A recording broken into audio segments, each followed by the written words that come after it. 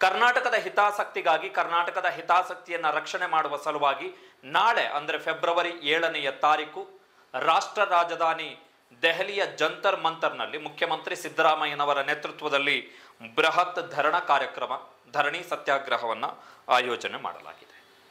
ಈ ಧರಣಿ ಸತ್ಯಾಗ್ರಹದಲ್ಲಿ ಪಾಲ್ಗೊಳ್ಳಬೇಕು ಅಂತೇಳಿ ಕೇಂದ್ರ ಹಣಕಾಸು ಸಚಿವೆ ನಿರ್ಮಲಾ ಸೀತಾರಾಮನ್ ಅವರಿಗೆಯೇ ಮುಖ್ಯಮಂತ್ರಿ ಸಿದ್ದರಾಮಯ್ಯನವರು ಪತ್ರವನ್ನು ಬರೆದಿದ್ದಾರೆ. ನಿನ್ನೆ ಲೋಕಸಭೆಯಲ್ಲಿ ನಿರ್ಮಲಾ ಸೀತಾರಾಮನ್ ಅವರು ಕೇಂದ್ರ ಸರ್ಕಾರದಿಂದ ಆಗ್ತಾ ಇರುವಂತಹ ಅನ್ಯಾಯಗಳ ಬಗ್ಗೆ ಕಾಂಗ್ರೆಸ್ನ ಸಂಸದರು ಪ್ರಶ್ನೆ ಮಾಡ್ತಾ ಇದ್ದಂತಹ ಸಂದರ್ಭದಲ್ಲಿ ಕರ್ನಾಟಕದ ಮೇಲೆಯೇ ಕೆಲವೊಂದಿಷ್ಟು ಆರೋಪಗಳನ್ನು ಮಾಡಿ ಸುಮ್ಮನಾಗ್ಬಿಟ್ರು. ಮುಖ್ಯಮಂತ್ರಿ ಸಿದ್ದರಾಮಯ್ಯನವರು ಈಗ ನಿರ್ಮಲಾ ಸೀತಾರಾಮನ್ ಅವರಿಗೇನೆ ಪತ್ರ ಬನ್ನಿ ನೀವು ಪಾಲ್ಗೊಳ್ಳಿ ಅಂತೇಳಿ.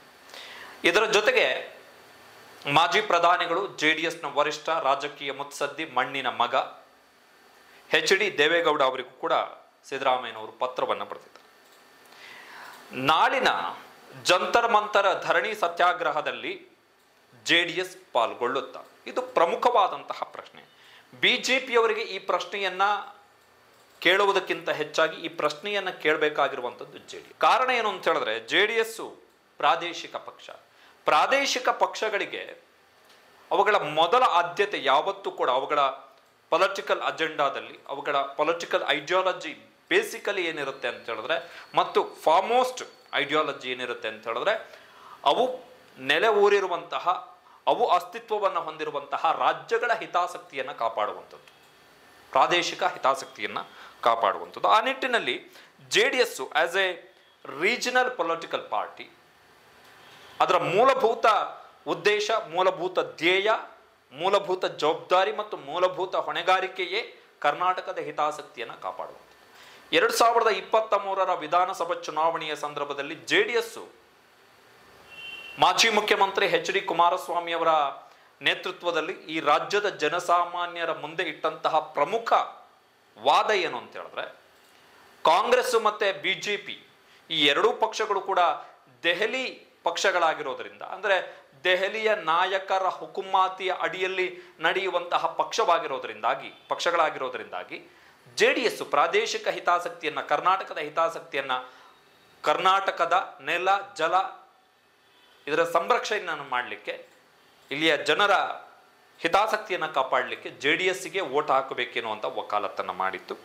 ಬಟ್ ಕುಮಾರಸ್ವಾಮಿ ಅವರ ವಿಶ್ವಾಸಾರ್ಹತೆಯ ಬಗ್ಗೆಯೇ ಜನಸಾಮಾನ್ಯರಿಗೆ ಪ್ರಶ್ನೆಗಳಿದ್ದ ಕಾರಣ JDS ಅಧಿಕಾರಕ್ಕೆ ಬರಲಿಲ್ಲ. JDSಗೆ ನಿರೀಕ್ಷಿತ ಪ್ರಮಾಣದಲ್ಲಿ ಸೀಟುಗಳು ಸಿಗಲಿಲ್ಲ. ಇದಾದ ಬಳಿಕ ಸೆಪ್ಟೆಂಬರ್ನಲ್ಲಿ JDS ಮತ್ತು BJPಯ ಮೈತ್ರಿ ಘೋಷಣೆ ಆಯಿತು. ಈ ಮೈತ್ರಿ ಘೋಷಣೆಗೂ ಮೊದಲು ಬೆಂಗಳೂರಿನ ಅರಮನೆ ಮೈದಾನದಲ್ಲಿ JDSನ ನಾಯಕರ ಸಭೆ ನಡೆದಂತಹ ಸಂದರ್ಭದಲ್ಲಿ ಅಲ್ಲಿ YSP ದತ್ತ ಅವರು ಒಂದು ಮಾತನ್ನು ಹೇಳ್ತಾರೆ. BJP ಮತ್ತು ಕಾಂಗ್ರೆಸ್ನ ವಿರುದ್ಧ ಹೋರಾಟ ಮಾಡಲಿಕ್ಕೆ ಇರುವಂಥದ್ದೇ JDS, ಕರ್ನಾಟಕದ ಹಿತಾಸಕ್ತಿ. ಮೈತ್ರಿ ಘೋಷಣೆಗೂ ಕೆಲವೇ ದಿನಗಳು ಮೊದಲು ಮೈತ್ರಿ ಘೋಷಣೆ ಆಯಿತು ಸೆಪ್ಟೆಂಬರ್ ತಿಂಗಳಲ್ಲಿ. ಆ ಮೈತ್ರಿ ಘೋಷಣೆಗೆ ಸಂಬಂಧಪಟ್ಟ ಹಾಗೆ ಕುಮಾರಸ್ವಾಮಿ ಅವರು ತಮ್ಮ ಟ್ವಿಟರ್ ಖಾತೆಯಲ್ಲಿ ಅಧಿಕೃತ ಘೋಷಣೆಯನ್ನು ಮಾಡುವಂತಹ ಸಂದರ್ಭದಲ್ಲಿ 3 ಪ್ಯಾರಗಳ ಒಂದು ಟ್ವೀಟನ್ನು ಮಾಡ್ತಾರೆ. ಆ 3 ಪ್ಯಾರಗಳ ಟ್ವೀಟ್ನಲ್ಲಿ ಮೊದಲನೆಯ 2 ಪದಗಳು ಕರ್ನಾಟಕದ ಹಿತಕ್ಕಾಗಿ ಎನ್ನುವಂಥದ್ದು, ಮತ್ತೆ ಕೊನೆಯ ಒಂದು ಪ್ಯಾರ JDSನ ಉದ್ದೇಶವನ್ನು ಹೇಳುತ್ತೆ. ಕರ್ನಾಟಕದ ಹಿತಕ್ಕಾಗಿ ಜನತಾದಳ JDS ಮತ್ತು BJP ಮೈತ್ರಿ ವಿಷಯದ ಬಗ್ಗೆ ಕೇಂದ್ರದ ಗೃಹ ಸಚಿವರಾದ ಅಮಿತ್ ಶಾ ಅವರು BJPಯ ರಾಷ್ಟ್ರೀಯ ಅಧ್ಯಕ್ಷರಾದ ಶ್ರೀ JP ನಡ್ಡಾ ಅವರೊಂದಿಗೆ ನವದೆಹಲಿಯ ಗೃಹ ಸಚಿವರ ನಿವಾಸದಲ್ಲಿ ಮಹತ್ವದ ಮಾತುಕತೆಯನ್ನು ನಡೆಸಲಾಯಿತು. ಗೋವಾದ ಮುಖ್ಯಮಂತ್ರಿ ಪ್ರಮೋದ್ ಸಾವಂತ್ ರವರು, ನಮ್ಮ ಪಕ್ಷದ ಹಿರಿಯ ಮುಖಂಡರು ಮತ್ತು ಮಾಜಿ ಸಂಸದರು ಆಗಿರುವ ಕುಪೇಂದರ್ ರೆಡ್ಡಿ ಅವರು, ಪಕ್ಷದ ಯುವ ಘಟಕದ ರಾಜ್ಯಾಧ್ಯಕ್ಷ ಶ್ರೀ ನಿಖಿಲ್ ಕುಮಾರಸ್ವಾಮಿ ಅವರು ಉಪಸ್ಥಿತರಿದ್ದರು. BJP ವರಿಷ್ಠರ ಜೊತೆಗಿನ ಮಾತುಕತೆ ಅತ್ಯಂತ ಸೌಹಾರ್ದಯುತ, ವಿಶ್ವಾಸಪೂರ್ವಕವಾಗಿ ನಡೆಯಿತು. ಈ ಮೈತ್ರಿಯಿಂದ ರಾಜ್ಯ ಎದುರಿಸುತ್ತಿರುವಂತಹ ಅನೇಕ ಜ್ವಲಂತ ಸಮಸ್ಯೆಗಳಿಗೆ ಪರಿಹಾರ ದೊರೆಯುತ್ತದೆ ಎನ್ನುವಂಥದ್ದು ನನ್ನ ಅಚಲ ನಂಬಿಕೆ ಅಂತೇಳಿ ಕುಮಾರಸ್ವಾಮಿ ಅವರು ಟ್ವೀಟನ್ನು ಮಾಡ್ತಾರೆ. ಆ ಟ್ವೀಟ್ನ ಆರಂಭದಲ್ಲಿ ಹೇಳಿದ ಹಾಗೆ ಆ ಟ್ವೀಟ್ನ ಮೊದಲ 2 ಪದಗಳು ಕರ್ನಾಟಕದ ಹಿತಕ್ಕಾಗಿ ಮತ್ತು ಕೊನೆಯ ಪ್ಯಾರ ರಾಜ್ಯದ ಜ್ವಲಂತ ಸಮಸ್ಯೆಗಳನ್ನು ಪರಿಹರಿಸಲಿಕ್ಕೆ ಈ ಮೈತ್ರಿ ಲಾಭ ಆಗುತ್ತೆ ಅಂತೇಳಿ. ಆದರೆ ಈ ಮೈತ್ರಿ ಘೋಷಣೆ ಆದ ಬಳಿಕ ಇಲ್ಲಿಯವರೆಗಿನ ಬೆಳವಣಿಗೆಗಳನ್ನು ಗಮನಿಸ್ತಾ ಇದ್ರೆ ಕರ್ನಾಟಕದಲ್ಲಿ ಕೇಂದ್ರ ಸರ್ಕಾರ ಅಥವಾ ನರೇಂದ್ರ ಮೋದಿ ಅವರ ಸರ್ಕಾರದಿಂದ ಈ ರಾಜ್ಯಕ್ಕೆ ಆಗ್ತಾ ಇರುವಂತಹ ಅನ್ಯಾಯಗಳ ವಿಚಾರದಲ್ಲಿ BJP ಮತ್ತು JDSನ ಮೈತ್ರಿಯಿಂದ ಏನೂ ಪ್ರಯೋಜನ ಆಗಿಲ್ಲ. ಕೊಬ್ಬರಿ ಬೆಂಬಲ ಬೆಲೆ ಹೆಚ್ಚಳದ ವಿಚಾರಕ್ಕೆ ಸಂಬಂಧಪಟ್ಟಿದ್ದು ಬಿಟ್ಟರೆ ಬೇರೆ ಯಾವ ದೊಡ್ಡ ಜ್ವಲಂತ ಸಮಸ್ಯೆಗಳ ವಿಚಾರದಲ್ಲೂ ಕೂಡ ಕರ್ನಾಟಕಕ್ಕೆ ಈ ಮೈತ್ರಿಯಿಂದ ಸದ್ಯದವರೆಗಂತೂ ಲಾಭ ಆಗಿಲ್ಲ. ಈಗ ಮೊನ್ನೆ ಬಜೆಟ್ ಕೂಡ ಮಂಡನೆ ಆಯಿತು ಫೆಬ್ರವರಿ 1ನೇ ತಾರೀಕು. ನಾಳೆಯ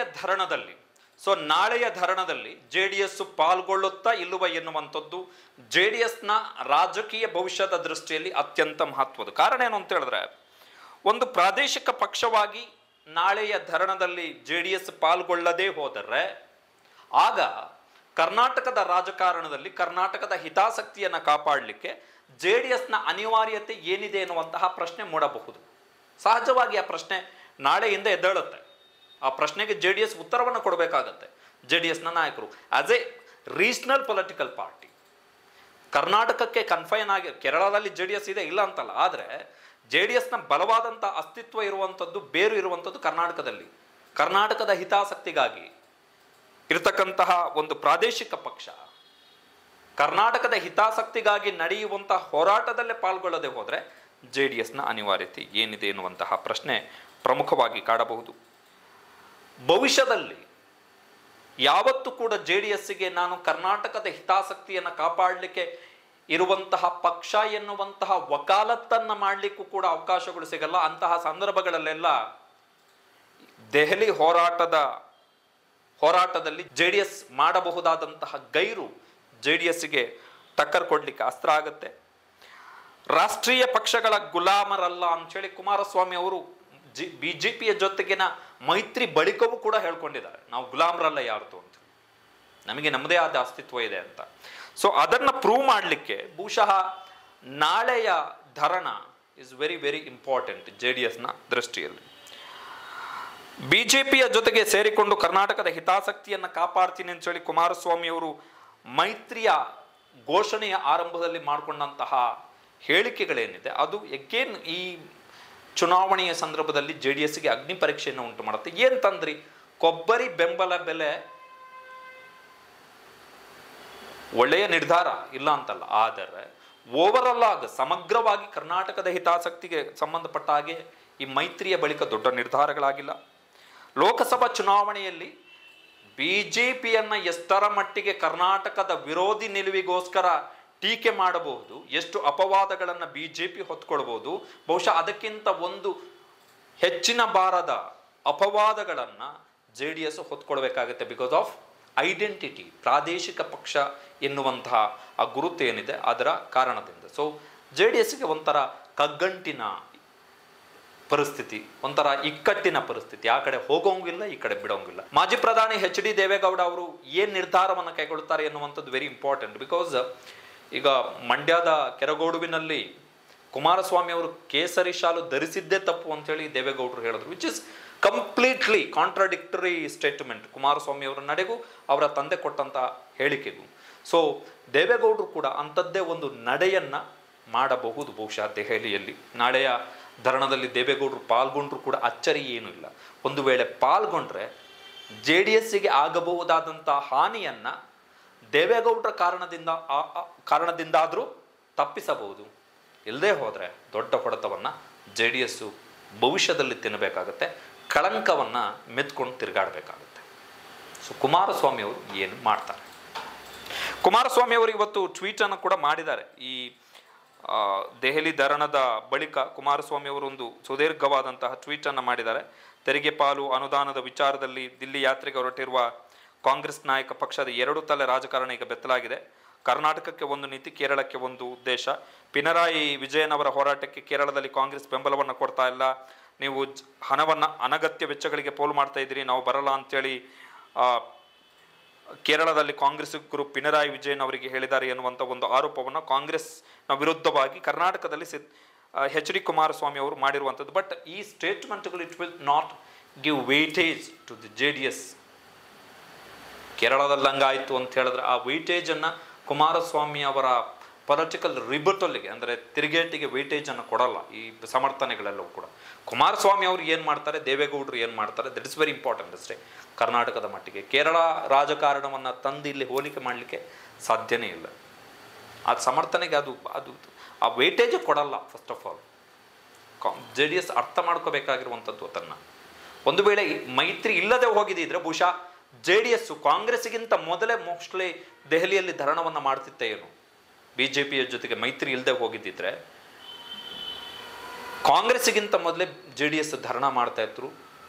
ದೇವೇಗೌಡರು ಅದರ ಮುಂಚೂಣಿ ನಾಯಕತ್ವವನ್ನು ಕೂಡ ವಹಿಸ್ಕೊಳ್ತಾ ಇದ್ರೇನು. ಬಟ್ ಈಗ ಕುಮಾರಸ್ವಾಮಿ ಮತ್ತು ಅವರ ಮಗನ ರಾಜಕೀಯ ಹಿತಾಸಕ್ತಿಯ ಕಾರಣಕ್ಕೋಸ್ಕರ ಇಡೀ ಪಕ್ಷವೇ ಬಿ ಜೆ ಪಿಯ ಒಳಗಡೆ ಫ್ಲಡ್ಜ್ ಆದ ರೀತಿಯಲ್ಲಿ ಇರೋ ಸನ್ನಿವೇಶದಲ್ಲಿ ಜೆ ಡಿ ಎಸ್ಸಿಗೆ ಆ ಕಡೆ ಹೋರಾಟದಲ್ಲಿ ಹೋಗುವಂತಿಲ್ಲ, ಬಿಡುವಂತಿಲ್ಲ ಎನ್ನುವಂತಹ ಪರಿಸ್ಥಿತಿ.